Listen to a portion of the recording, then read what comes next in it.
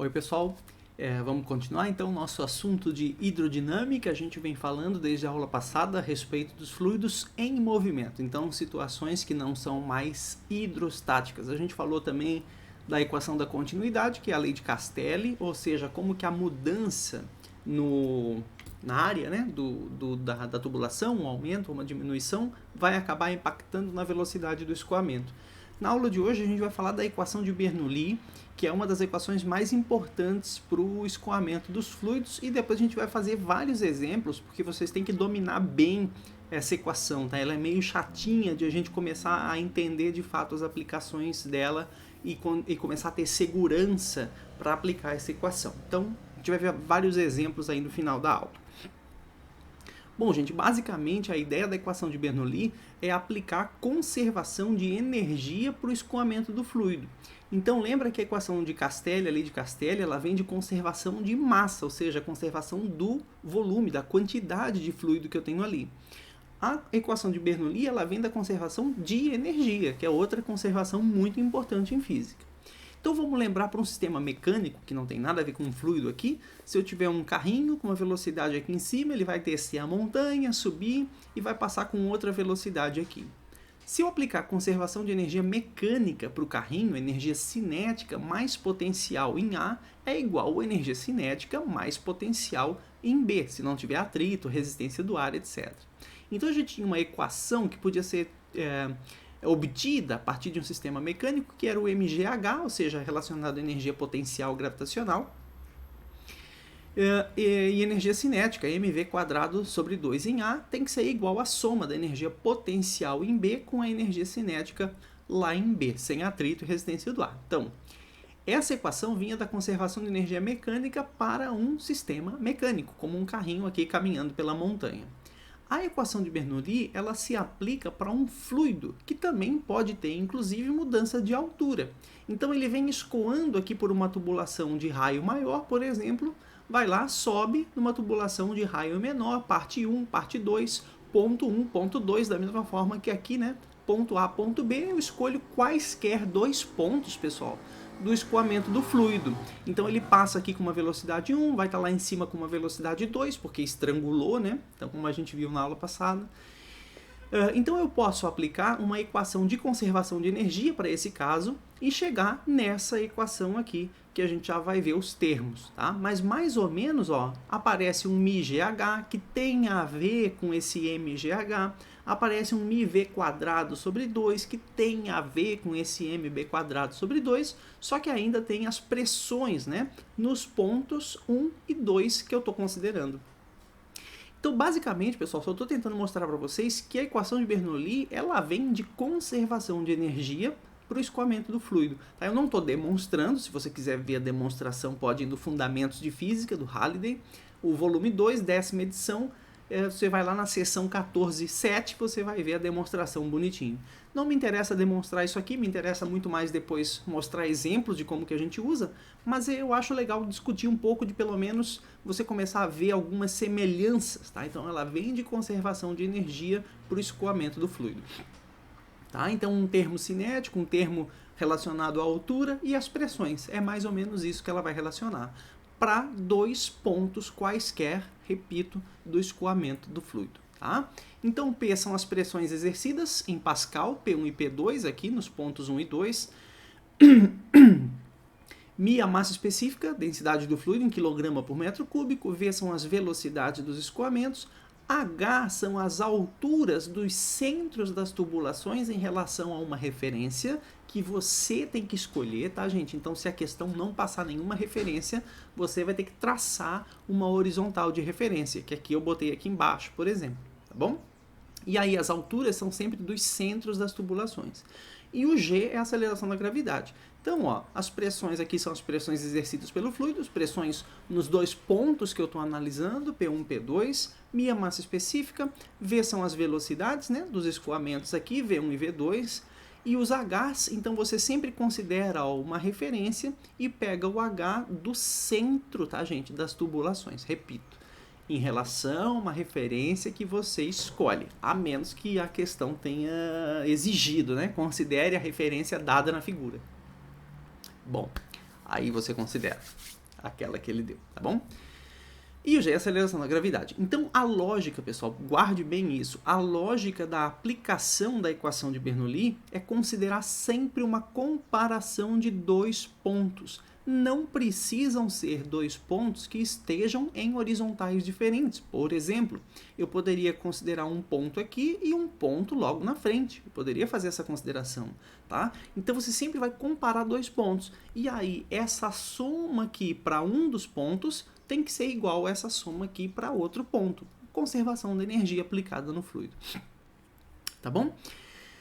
Então, a outra dica que eu dou, né? Uma dica, né? Compare dois pontos e sempre escolha um dos pontos em que você saiba as características do fluido naquele ponto. O que eu quero dizer com isso? Que você conheça a pressão, que você conheça a altura e você conheça a velocidade. Se você conhece pH e V para um ponto, esse é um bom ponto de partida para você comparar com outro ponto. Então são algumas dicas que a gente vai dando para você começar a se ambientar no uso da equação de Bernoulli. A gente vai ver exemplos depois, tá? Bom, duas observações. Então, primeira observação, quando nós só estamos interessados no módulo da diferença de pressão, ou seja, quando a questão não te pergunta a pressão num ponto qualquer, qual é a diferença de pressão entre tal ponto e tal ponto no escoamento? Então você pode adaptar a equação de Bernoulli como sendo simplesmente P2 menos P1, ou seja, eu só quero a diferença, né? Só quero ΔP. Então se você rearranjar os termos ali naquela equação, você vai ver que o ΔP ele vai ser μg H2 menos H1, que bom, é o ΔH, e aí cuidado, não é o ΔV ao quadrado, tá? É o V2 ao quadrado menos o V1 ao quadrado. Então, se você só está interessado na diferença de pressão, isso só vai estar ligado com a diferença de altura e com a diferença de velocidade, tá bom? Então, você não precisa se preocupar com as pressões. Se ele só perde a diferença de pressão, é simplesmente o ΔP. Então, não interessa nem a pressão absoluta num ponto, nem a absoluta no outro ponto. Só a diferença entre elas. É outra pegadinha clássica que eles vão perguntar para vocês. Segunda observação, pessoal, essa é muito importante. Somente haverá mudança na velocidade do escoamento quando houver mudança na área da tubulação. Isso é diferente dos sistemas mecânicos lá com o carrinho. Se ele sobe, ele perde velocidade. Se ele desce, ele ganha velocidade. Aqui nos fluidos, não. Lembra da lei de Castelli, da aula passada? Só tem mudança na velocidade do escoamento se tiver mudança na área, tá, gente? Se o cano não estrangula e não alarga, não interessa. Se ele passa para se ele sobe ou se ele desce, a velocidade se mantém a mesma. Então só tem mudança de velocidade se tiver mudança na área do cano. Cuidado com isso, tá? Né? Bom, foi essa relação aqui. Então, se o A1 é igual a A2 e nos dois pontos do teu escoamento as áreas são iguais, as velocidades também são iguais. E aí você pode simplificar a equação de Bernoulli tirando os termos de velocidade, ou seja, eu não preciso nem falar das velocidades. E aí vocês ficam se batendo, meu Deus, o que é que eu vou fazer com essa velocidade? Ela vai embora. Se as áreas são iguais, você não se preocupa com a velocidade. V1, V2 vai embora e você vai ter simplesmente essa equação aqui, tá? Ou, em termos da diferença de pressão, aí você só vai se preocupar com a diferença de altura. O termo de velocidade some, tá, gente? E tem uma outra curiosidade, que daí não é bem uma observação, é uma curiosidade que vale a pena a gente destacar. Pela própria equação de Bernoulli, a gente consegue determinar que um fluido que aumenta a sua velocidade de escoamento e mantém a altura, então se ele só acelerar ou frear, né? Se ele mudar a velocidade do escoamento na mesma altura, ele diminui a pressão exercida nas paredes. Então, se ele aumenta a velocidade, ele diminui a pressão. Se ele diminui a velocidade, ele aumenta a pressão. Tá? Então, você consegue uma relação, né? Se a altura é a mesma, o termo de altura vai embora, na equação de Bernoulli que a gente viu anteriormente. Então, se eu cancelar o termo de altura, eu vou ficar com a pressão no ponto 1 mais μV1 quadrado sobre 2 igual pressão no ponto 2 mais μV2 quadrado sobre 2. Ou seja, pessoal, presta atenção aqui, ó. Se o meu V2 é maior que o meu V1, gente, então esse termo todo aqui vai dar maior que esse termo todo aqui, certo? Só que isso aqui é uma igualdade, ó. Então, se esse termo todo é maior que esse termo todo, Para compensar, o meu P2 tem que ser menor que o meu P1, senão isso aqui não vai dar igual nunca. Tá? Então é isso que a gente está notando, gente. Se eu tenho um aumento da velocidade do fluido, V2 maior que V1, ele vai acabar gerando uma pressão menor do que a pressão inicial. Tá? Então se V2 é maior que V1, a pressão P2 é menor que a pressão P1. Isso é muito interessante, por exemplo, para questões que falam assim, ó, considere uma janela, um fluido passa em alta velocidade, o ar, né, um vento, tal velocidade num lado da janela e aqui no outro lado eu tenho o ar parado, pressão atmosférica 1 atm. Qual que é a diferença de pressão entre os dois lados? É muito comum, é isso que você vai fazer. Então você pode usar direto essa equação aqui.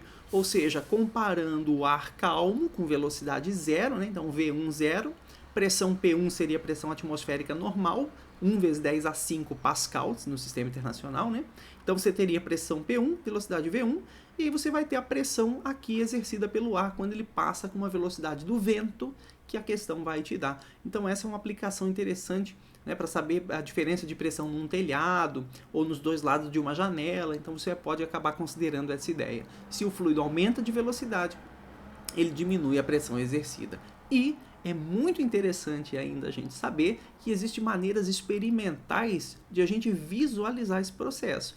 Uma dessas maneiras é com o tubo de Venturi, que é muito legal.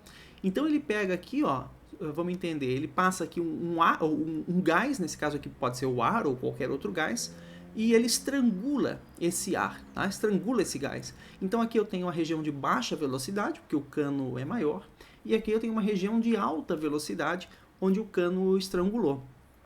E aí ele acopla, pessoal, olha que legal, ele acopla aqui, ó, um sistema de vasos comunicantes. Então, deixa eu pegar uma cor de caneta aqui.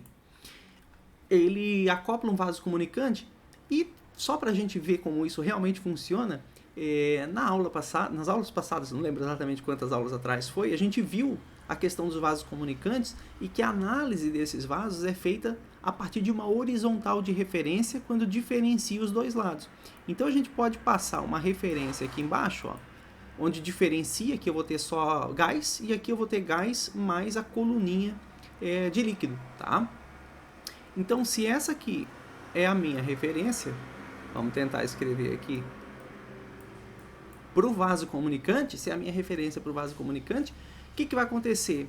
Se eu marcar dois pontos aqui, ponto A,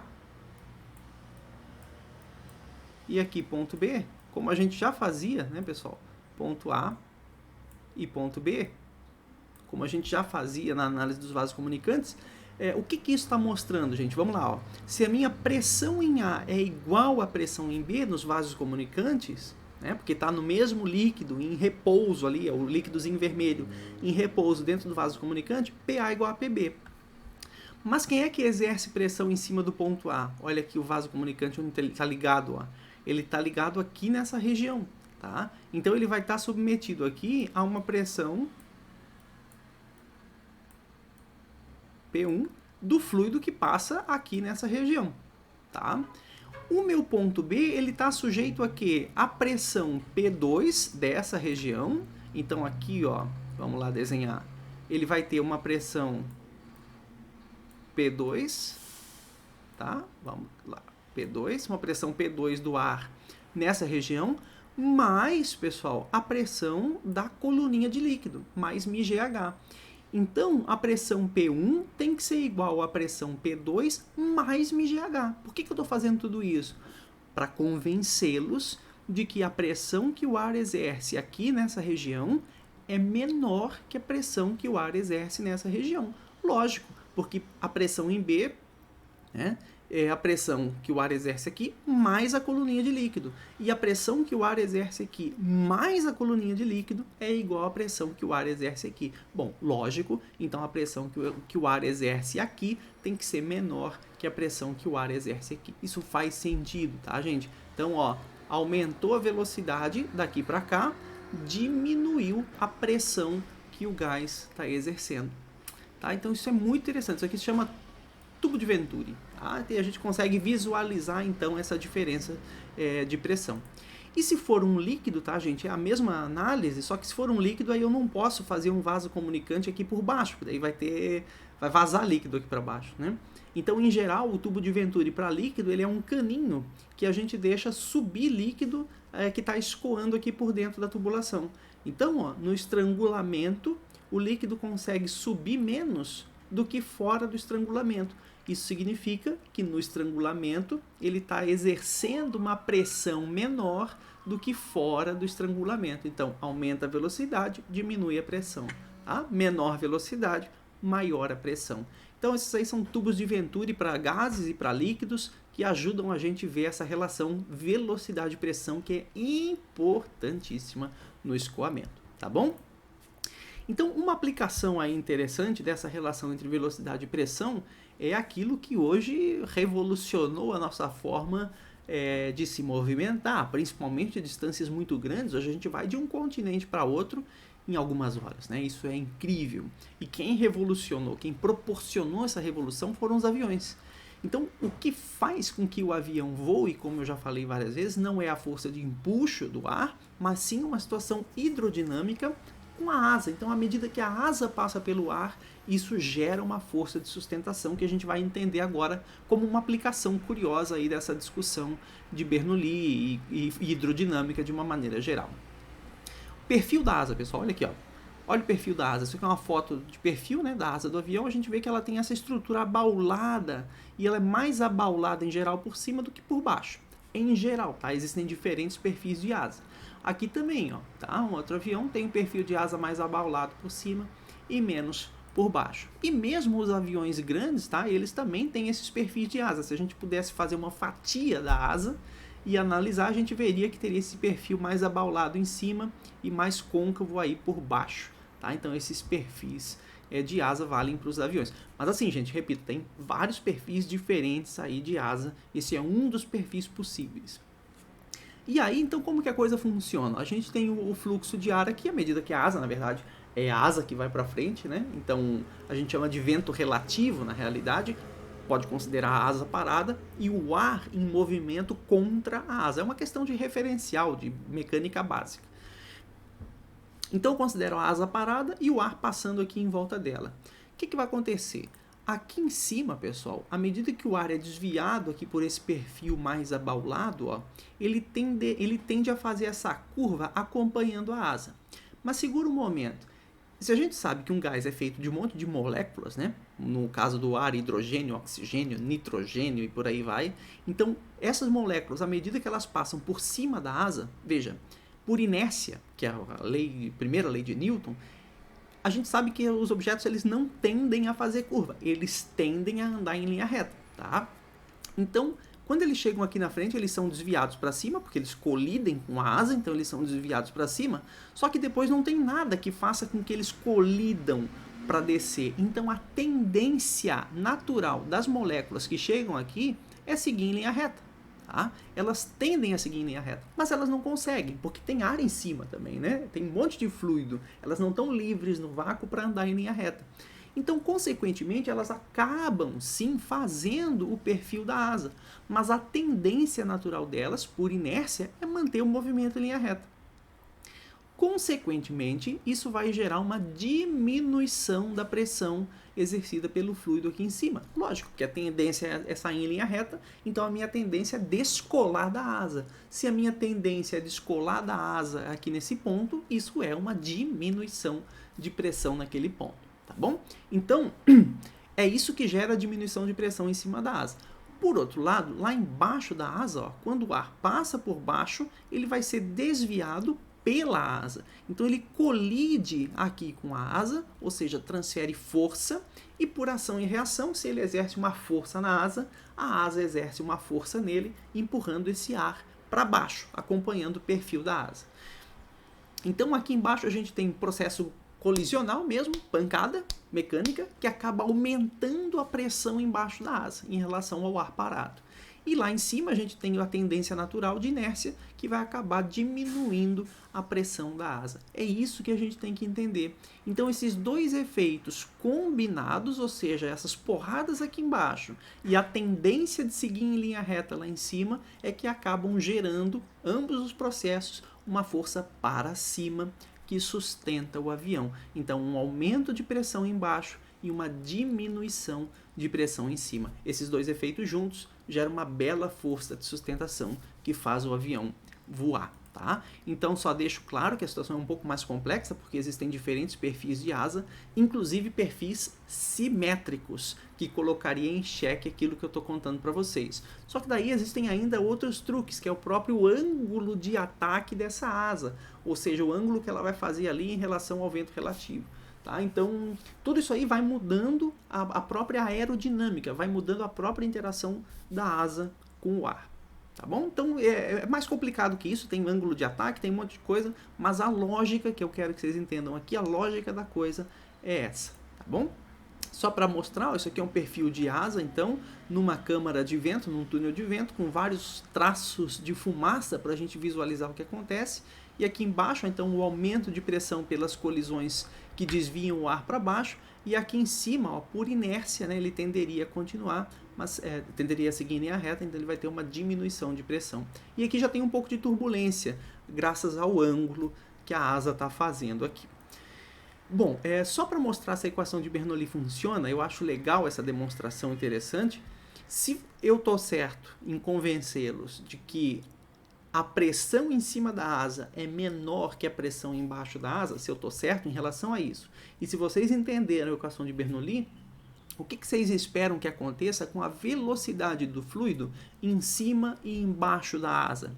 Bom, gente, se em cima da asa eu tenho uma diminuição de pressão, isso está ligado a uma velocidade maior, que foi o que a gente acabou de falar. Então, graças à inércia, isso gera uma diminuição de pressão que acaba fazendo com que o ar flua com uma velocidade maior por cima da asa. Então vamos ver, né, gente? Olha aqui, ó. Aqui eu tenho todo mundo empatado, os feixezinhos de fumaça empatado, e nessa experiência que está aqui o vídeo, ele joga pulsos de fumaça. Então eu consigo visualizar qual pulso chega primeiro, ou seja, qual pulso passa mais rápido. E aí a gente consegue botar em xeque a nossa afirmação de que tem que passar mais rápido por cima da asa do que por baixo da asa. Então vamos ver, ó. Aqui ele começou a atingir o perfil da asa, né? E aí ele já disparou, estava equilibrado, e agora a parte de cima já disparou lá na frente em relação à parte de baixo. Então realmente essa diminuição de pressão gera um aumento de velocidade do fluido que faz com que ele passe mais rápido por cima do que por baixo. Olha aí que legal. Então é um quadro a quadro aqui para vocês verem esse processo. Ó. Aqui a parte de cima basicamente já terminou de passar o perfil da asa e aqui a parte de baixo ainda não. Né? Então é legal porque a equação de Bernoulli funciona, né, gente? Então se eu tenho uma diminuição de pressão em cima, o ar vai passar mais rápido por ali. Só para brincar com a questão do ângulo de ataque, mais uma aplicação interessante para mostrar. Se eu começo a aumentar o ângulo de ataque, eu aumento essa diferença de pressão também e eu acabo gerando mais sustentação. Mas tudo tem limite, e eu acho que isso é o bacana de contar para vocês. Então, se eu aumento o ângulo de ataque daqui para cá, ou seja, o avião começa a embicar cada vez mais, mudar o ângulo que ele está fazendo em relação ao vento relativo, o que a gente vai vendo é realmente um aumento de sustentação. Mas, se eu chego num certo ângulo limite, num valor máximo de ângulo de ataque, eu perco, olha aqui, ó, o meu regime laminar por cima da asa, que tem a ver com os escoamentos que a gente viu na aula passada. E aí, uma vez que eu perco esse regime laminar e eu ganho um regime totalmente turbulento, eu perco a sustentação. Ou seja, a gente diz que o avião estola, né? Ele passa por um processo de stall e, consequentemente, essa perda de sustentação vai gerar uma queda abrupta aí, do nariz em geral. O centro de gravidade está mais para frente, né? Então vai gerar uma queda acentuada aqui da parte da frente. É possível recuperar, às vezes o piloto falha na recuperação e aí a coisa fica catastrófica. Mas em tese é possível recuperar essa situação aí relativamente bem, tá? Que é fazer com que o fluxo volte a ser laminar por cima da asa. Então a gente baixando o nariz aqui faz com que o fluxo volte à normalidade, tá? Então uma situação comum, tá? Na aviação, onde passa por isso o tempo todo aí no nosso dia a dia. Só para mostrar, pessoal, olha aqui, um ângulo de ataque baixo, a gente tem as linhas todas organizadas aí por volta do perfil da asa. Se a gente começa a aumentar o ângulo de ataque, a gente já tem um pouco de turbulência aqui, e se aumenta ainda mais, aí a gente tem a situação complicada, né? Que aqui parou o fluxo laminar por cima da asa, aqui é zebra na certa, e aqui não. Tá bom? Então, são aplicações legais do estudo dos fluidos em situações absolutamente tecnológicas, né? Que são os aviões aí no nosso dia a dia. Beleza. Então, gente, vamos fazer 3 exemplos para fixar bem essa questão do uso da equação de Bernoulli. Primeiro, um pequeno furo de diâmetro 2 milímetros é feito em um balde a 30 centímetros abaixo da linha do nível da água. Então aqui tem 30 centímetros o nível da água. Qual é a vazão com que inicialmente a água vaza pelo furo? Então eu quero a vazão. Então vamos lá, gente. Vazão é volume por intervalo de tempo, que é a mesma coisa que área vezes velocidade. Então se eu achar um jeito de descobrir a velocidade com que ela sai aqui, pessoal, eu tenho a área, porque eu sei o diâmetro do furo, né? Então, se eu sei o diâmetro do furo, eu consigo saber a área do furo. E aí, se eu sei a área do furo, só me interessa saber a velocidade. E sabendo a velocidade, eu consigo saber a vazão do escoamento por esse furo. Bom, área em termos do diâmetro, que foi o que a questão me deu, é πd ao quadrado sobre 4. A gente fez essa demonstração na aula passada, só voltar lá. Em termos do raio é πr ao quadrado, mas em termos do diâmetro, π diâmetro ao quadrado dividido por 4. Área do círculo aqui, né?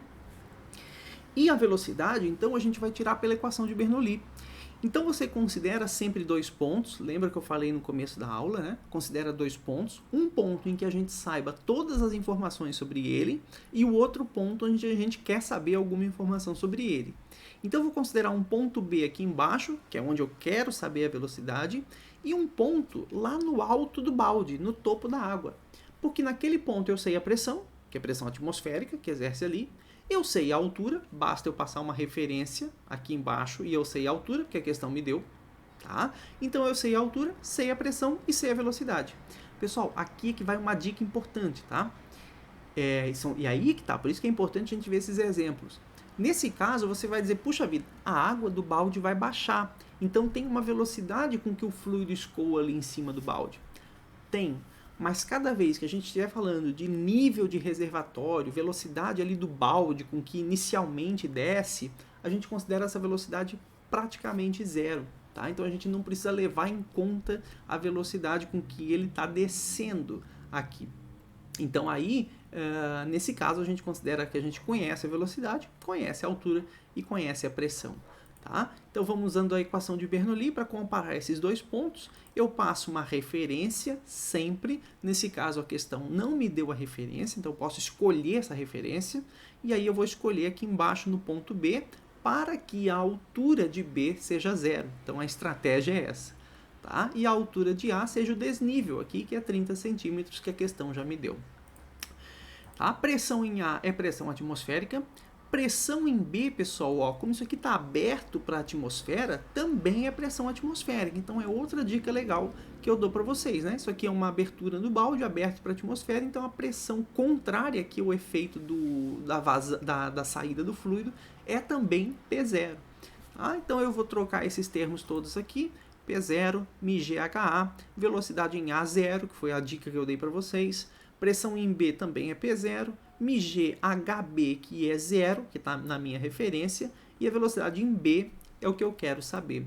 Tá? Então ficou P0 com P0 vai embora, aqui sobrou só μgHA, aqui 0 vai embora, P0 já foi embora, ficou só μ VB ao quadrado sobre 2. Então, isolando aqui o VB, cancela o μ dos dois lados, fica a raiz de 2GHA, que é o desnível aqui entre A e B. Tá, beleza? Então é isso, gente. Achou a velocidade, volta lá para a vazão, que foi o que a questão me perguntou. A vazão é a área vezes a velocidade, certo? Trocou aqui, bota os valores que a questão te deu. Cuidado, tá, gente? Tudo no sistema internacional. Então o diâmetro é 0,002 metros, que mais? A altura, 30 centímetros, 0,3 metros. A gravidade a gente considera 10. Faz as contas, vai dar 7,7 vezes 10 a menos 6 metros cúbicos por segundo. Tá? Só por curiosidade, né? 10 a menos 6 metros cúbicos é a mesma coisa que 1 mililitro, 1 ml. Então, a vazão aqui é 7,7 ml por segundo. Tá? No SI, 7,7 vezes 10 a menos 6 metros cúbicos por segundo é a vazão com que sai fluido aqui inicialmente no balde. tá bom? Então é isso, gente. Esse é o primeiro exemplo. Vamos lá. Segundo exemplo, um tubo de Venturi. Vamos fixar bem aquela ideia do tubo de Venturi, que é bem importante. Ó.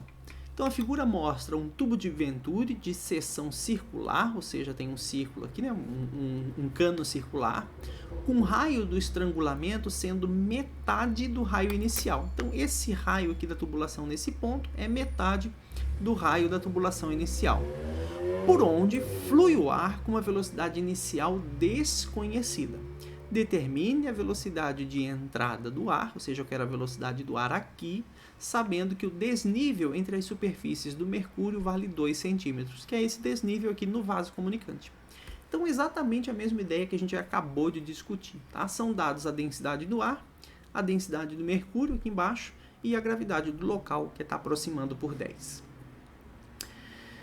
Bom, pessoal, vamos lá. A gente tem que analisar separado, como eu mostrei para vocês ainda há pouco. Uma questão é o que acontece com o ar e outra questão é o que acontece com o vaso comunicante. A gente já viu que o ar que passa por aqui, ele aumenta a velocidade no estrangulamento e diminui a pressão. Tá? E eu quero justamente a velocidade V1, que é a velocidade de entrada do ar aqui. Aqui eu vou ter uma velocidade V2, diferente porque estrangulou. Bom, então a ideia central, né, como a gente já viu, a diferença de pressão acima dos ramos dos vasos comunicantes, aqui e aqui, é devida à diferença de pressão do escoamento do ar pelo tubo de Venturi. Vamos à equação de Bernoulli. Então, P1 mais μgh1 μv1 quadrado sobre 2, P2 μgh2 μv2 quadrado sobre 2. Pessoal, agora vamos lá. Para usar a equação de Bernoulli, eu preciso de uma referência. Eu posso passar essa referência onde eu quiser. Então, para a equação de Bernoulli, eu vou passar uma referência bem no meio do escoamento aqui, ó, tá? E eu faço isso por uma estratégia simples. Como a altura tem que ser considerada a partir da metade da altura do cano, então a metade da altura desse cano está aqui e a metade da altura desse cano está aqui. Ou seja, as alturas são iguais nessa referência de Bernoulli. Então esse termo H1 vai embora com esse termo H2. E aí a diferença de pressão entre aqui e aqui, P1, P2, né, vai ser simplesmente relacionada com a diferença das velocidades. Tá? Então fica P1 menos P2, a diferença de pressão, é a massa específica do fluido, que nesse caso é o ar, não é o mercúrio, tá? É o fluido que está escoando. Então, massa específica do ar, V2 quadrado menos V1 quadrado sobre 2. Então, essa é a diferença de pressão Bernoulli no escoamento. Agora, vamos para o vaso comunicante, que daí, aulas passadas, como a gente já viu. Pessoal, nos vasos comunicantes, a gente sempre considera uma referência onde é o mesmo líquido dos dois lados. Então, é essa horizontal aqui. Tá? Então, essa é a referência dos vasos comunicantes. Marcamos 2 pontos nesse fluido, A e B, e como eles estão no mesmo fluido em equilíbrio, na mesma horizontal, eles estão submetidos à mesma pressão. E aí volta para a discussão. Quem é a pressão em A, pessoal? A pressão em A é a pressão do fluido aqui nessa região, pressão P1 que a gente estava chamando. Quem é a pressão em B?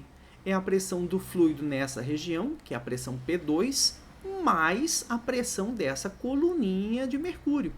Tá? Pressão da coluninha mais a pressão P2. Então, colocando tudo aqui, vai ficar P1, que é a pressão em A, igual a pressão em B, que é a pressão P2, mais μ do mercúrio, porque agora é a pressão da coluninha, tá, gente, de mercúrio. Então, μ do mercúrio, GH, que é a situação hidrostática dos vasos comunicantes lá atrás que a gente já viu. Bom, feito isso, então eu posso isolar aqui, ó, P1 menos P2 também, igual a μ do mercúrio, G e H, que é o desnível que eu tenho aqui. Opa, consegui 2 equações para a diferença de pressão P1, P2. Então eu posso simplesmente unir essas equações para tirar a velocidade V1. Lembra quem eu estou procurando? É esse cara aqui, ó, V1. Tá? Então eu estou procurando V1, vou unir as equações para sumir com essa diferença de pressão. E aí eu fico com massa específica do ar, V2 quadrado menos V1 quadrado sobre 2, μ do mercúrio, G, H do mercúrio do desnível. Bom, eu quero V1, né? Eu não quero V2. Então eu ainda vou ter que escrever tudo isso aqui em termos de V1, porque eu quero determinar o V1, então eu não quero que ele suma. Eu quero que o V2 suma em termos do V1. Então, lembra da relação das velocidades? Tem a ver com a lei de Castelli, né? Então, a relação entre as velocidades no estrangulamento A1V1 igual a A2V2. E aí, como eu quero escrever em termos de V1, eu vou isolar o V2 para poder substituir lá. Então, o meu V2 é simplesmente A1 sobre A2 vezes V1, tá bom? Aqui eu já isolei a diferença, né? Passei o 2 para lá multiplicando, ó, e a massa específica do ar dividindo, só para isolar as diferenças de velocidade. A diferença das velocidades ao quadrado. Bom, então eu troco aqui V2, aqui é V2 ao quadrado, então vai ficar A1 sobre A2 ao quadrado vezes V1 ao quadrado, tá? Menos V1 ao quadrado, que era o que já tinha, e o outro lado ficou igual. E agora, gente? Agora eu quero, lembra, eu quero V1, tá? Então aparece V1 quadrado nos dois termos, eu posso colocar isso em evidência, vai ficar A1 sobre A2 ao quadrado menos 1, e eu passo isso tudo para o outro lado lá dividindo. Tá? Então, o meu V1 ao quadrado fica 2μ do mercúrio, GH, μ do ar que estava embaixo, e aquele termo que veio da evidência está aqui. A razão das áreas ao quadrado menos 1. E, por fim, para eu me livrar desse quadrado, basta tirar a raiz do outro lado. Então, gente, essa é a equação geral aí, para eu achar a velocidade V1, tá? No tubo de Venturi. Dito isso, agora vamos para a questão. Eu não tenho a razão das áreas, né? Não, eu tenho o raio do estrangulamento metade do inicial. Então, eu vou trocar a razão das áreas pela razão dos raios. Tá? Então, eu lembro que a área é π vezes o raio ao quadrado. Então, A1 sobre A2 é igual a πr1 quadrado sobre πr2 quadrado. O π vai embora e fica só a razão dos quadrados dos raios, que é a mesma coisa que a razão dos raios ao quadrado. Tá? Então, essa razão de áreas, A1 por A2, eu troco pela razão dos raios ao quadrado. E aí vai ficar 1 quadrado da razão dos raios com 1 quadrado que está aqui fora. Então, vai ficar a razão dos raios elevado à quarta potência. Tá? Então, gente, é isso aí. Ó, essa minha velocidade V1 em termos dos raios, que é o que a questão aqui me passou. Gente, trocando tudo, densidade do mercúrio, densidade do ar, gravidade, o desnível ali que foi dado na questão, que é 0,02 metros, a razão dos raios, que é o raio 1 igual ao dobro do raio 2, então o raio 1 é 2 vezes R2, aí o R2 cancela, etc. Fazendo todas essas contas, você vai chegar que a velocidade 1 do escoamento é cerca de 19 metros por segundo, tá bom? Então, uma questão clássica aí de tubo de Venturi, bastante trabalhosa, tá, gente? E que vai movimentar todos os conceitos, tanto de hidrostática quanto de hidrodinâmica que a gente viu para poder resolver. Então, muito importante entender direitinho o que a gente está fazendo aí nessa questão. Inclusive matemática, né? Matemática básica para que te quero, vale a pena treinar, tá bom? Então, resolvido a velocidade de entrada do ar, 19 metros por segundo. Fechou. E o terceiro exemplo, para a gente fechar a nossa aula, então, diz o seguinte: a figura mostra um sifão usado para esvaziar um reservatório de álcool. Então, tem um reservatório de álcool e um sifãozinho, que é essa tubulação que escoa fluido aqui para fora. Determine a vazão do sifão, ou seja, quantos metros cúbicos por segundo escoa aqui pelo sifão, sabendo que a altura H do teto aqui do sifão é 50 centímetros em relação à superfície do álcool. O diâmetro do sifão é 2 centímetros e o desnível entre a boca aberta do sifão, aqui, e a superfície do álcool, aqui, é 1 metro. Então, ele me deu esse desnível de 1 metro. Em seguida, determine a máxima altura H. Então, agora o H não é mais 50 centímetros nessa segunda parte da questão. Eu quero saber qual é o máximo de altura que pode ter aqui para o sifão continuar funcionando. Pergunta clássica também, que é importante a gente debater. Bom, vamos lá então. De novo, gente, eu tenho que ter 2 pontos. Se eu quero a vazão no sifão, vazão é área vezes velocidade. A gente já falou isso várias vezes, né? Então, eu vou ter que determinar a velocidade com que o fluido escoa aqui nessa saída do sifão, por exemplo. E por que na saída do sifão? Porque, bom, eu posso considerar a altura conhecida, eu posso passar um nível aqui. Então, na saída do sifão, a altura é 0. A pressão, como isso aqui está aberto, é a pressão atmosférica, então eu também conheço. E aí eu só vou ter a velocidade para determinar. Então um bom ponto de análise é o ponto de saída do sifão. Essa é a dica para vocês. E o outro ponto onde a gente tem a pressão, tem a velocidade e tem a altura, é de novo um ponto aqui em cima no reservatório. Lembra que a velocidade é aproximada como zero, a altura a questão me deu em relação aqui embaixo, ela me deu o desnível, e a pressão é também pressão atmosférica. Quer dizer, então a dica, né, legal, gente, é considerar um ponto aqui em cima e um ponto aqui na saída. Mas isso é a prática de resolver exercício. Por isso que a gente está fazendo vários exemplos, para você começar a ver onde que você pode pegar esses pontos e que vai facilitar a aplicação da equação de Bernoulli. Tá bom? Bom, então a vazão, área vezes velocidade. A área em termos de diâmetro é πd ao quadrado sobre 4. E aí eu considero esses dois pontos, então, para usar a equação de Bernoulli. Tá bom? Pressão em A, pressão atmosférica.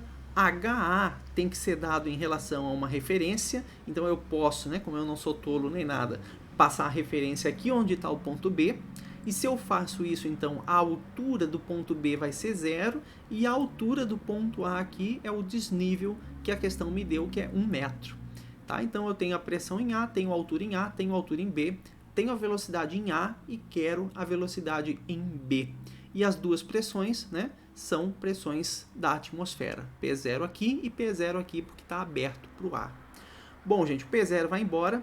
Troquei os dados, tá? O Mi do álcool é 790. Opa, cuidado, aqui está fora do SI, tá, gente? Então, de grama por centímetro cúbico para quilograma por metro cúbico tem que multiplicar por 1000, por isso que ficou esse 790.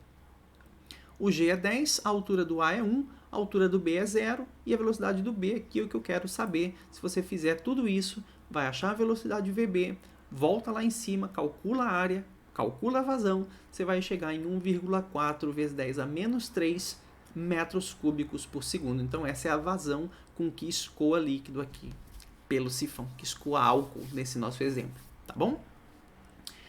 Então, muito importante, repito, a gente praticar isso, pegar bem o jeito de usar a equação. Em seguida, vamos lá, ó, não acabou a questão. Em seguida, determine a máxima altura H para que o sifão funcione corretamente. Então, gente, a dica que eu dou é a seguinte, esse H não é mais 50 centímetros, tá? Esse H agora é um H máximo, um H qualquer que eu quero aí, para que o sifão funcione. Gente, vamos de novo para a analogia com a mecânica. Tem gente que vai dizer, para o sifão funcionar, a velocidade aqui em cima tem que ser 0. Pessoal, não tem estrangulamento, nem alargamento. Então, a velocidade do escoamento total aqui dentro, em qualquer ponto, pessoal, é a mesma. Tá? Então, a velocidade aqui, lá em cima, aqui, lá na saída, a velocidade é tudo igual. Esse é o problema, porque não estrangula nem alarga. Então, a velocidade é a mesma. Puxa vida, professor, então como é que eu vou considerar a altura máxima aqui? Não é velocidade 0? Não, pessoal. A altura máxima para o sifão funcionar, condição limite de operação, é você considerar um ponto aqui no topo, que eu vou chamar aqui ponto C, e não é condição de velocidade 0, é condição de que a pressão exercida pelo fluido em C seja 0. Esse é o limite de operação do sifão. Tá? Então essa é a dica que eu dou para vocês. Condição limite de operação é você pegar um ponto no topo do sifão e dizer, olha, no limite a pressão mínima possível é 0, não tem como ser abaixo disso. Se for acima disso, o sifão funciona. No limite, se a pressão ali atingir 0, aí o sifão para de funcionar. Tá? Então a condição limite de operação, repito, é pegar um ponto lá no topo e considerar a pressão desse ponto nula. Aí esse é o limite de operação do teu sifão. Tá certo? Bom, então eu quero a altura desse ponto, né? Qual é o H máximo? De novo, gente, considera, né? Repito, vamos lá, equação de Bernoulli, considera dois pontos, um que você saiba tudo e um que você quer saber alguma coisa. Então, nesse caso, eu vou ter que comparar algum ponto com o ponto C. No ponto B, por exemplo, a gente já descobriu tudo, pressão, velocidade e altura, que aliás é a altura 0 do B. Pressão é atmosférica. Então, puxa vida, uma boa ideia é comparar o ponto C com o ponto B agora.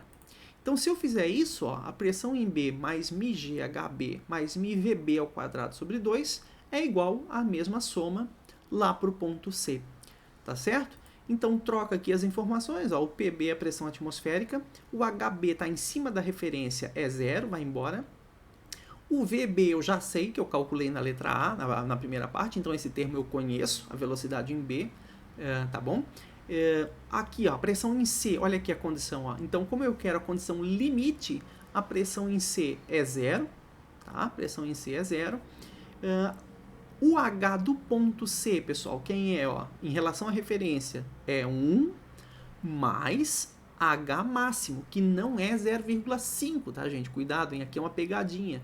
Não é 0,5, porque eu quero justamente o máximo que ele pode ter. Então, o HC é 1 mais H máximo, tá? Vezes μ vezes G, mais μ VC quadrado sobre 2.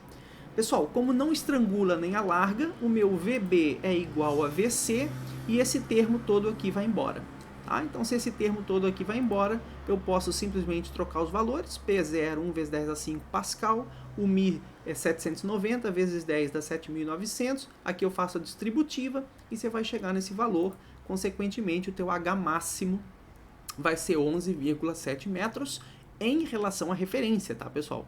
Se a questão me pedisse em relação ao nível do líquido, aí você desconta esse 1 metro, 10,7 metros, tá? Então, é justamente isso. Não minto, desculpe. Eu já considerei esse 1, né? Então, o H máximo já é em relação ao nível, tá? Não é em relação à referência, esquece que eu disse. Esse H máximo já é o valor de A até C, não é o valor até a referência. Então, já é 11,7 a partir do nível ou 12,7 a partir da referência, tá bom? Pessoal, outra coisa, cuidado, deixa eu só comentar com vocês aqui, só para ir ampliando as habilidades de vocês. Se a questão dissesse, né, esquece essa condição de operação e dissesse assim, determine a pressão do fluido no ponto C. Bom, aí você poderia ainda comparar o B com o C, só que daí o HC seria 1 mais 0,5. Né? Você não considera o máximo. Se eu quero simplesmente a pressão ali nessa condição, então o H dele é conhecido, a velocidade em C é igual à velocidade em B, e aí eu conseguiria determinar a pressão em C nessa fotografia. Tá? Então seria uma outra pergunta que eu poderia fazer nesse sistema. E assim por diante. Então é brincar com a equação de Bernoulli sempre entre dois pontos que um você sabe tudo e o outro você quer saber alguma coisa. Tá beleza? Bom, e a última observação ainda nesse exemplo, para fechar a nossa aula, é se você tivesse um sifão entre dois reservatórios, tá? E aí, portanto, a outra boca aqui embaixo é uma boca fechada, né? Não é uma boca aberta para a atmosfera. Pessoal, a única diferença, você pode considerar um ponto aqui em cima, um ponto na saída, mesma lógica. Só que daí a pressão aqui, ó, na saída do fluido não é mais a pressão atmosférica. É a pressão atmosférica mais μgh dessa coluninha de líquido que está atrapalhando aqui. Tá? Então, são pequenas variações que você também tem que estar atento, né? Passa uma referência, enfim, marca 2 pontos e assim por diante. Só que se a boca for fechada, a pressão na saída não é a atmosfera, repito, é a atmosfera mais pressão hidrostática da coluninha de líquido que tem aqui. Tá bom? Então, é isso, pessoal. Essa é a equação de Bernoulli e vários exemplos para você fixar bem como que usa essa equação e as aplicações tecnológicas da asa do avião, que é fantástico, e a gente começar a entender como que as coisas funcionam. Tá beleza? Valeu e até a nossa próxima aula.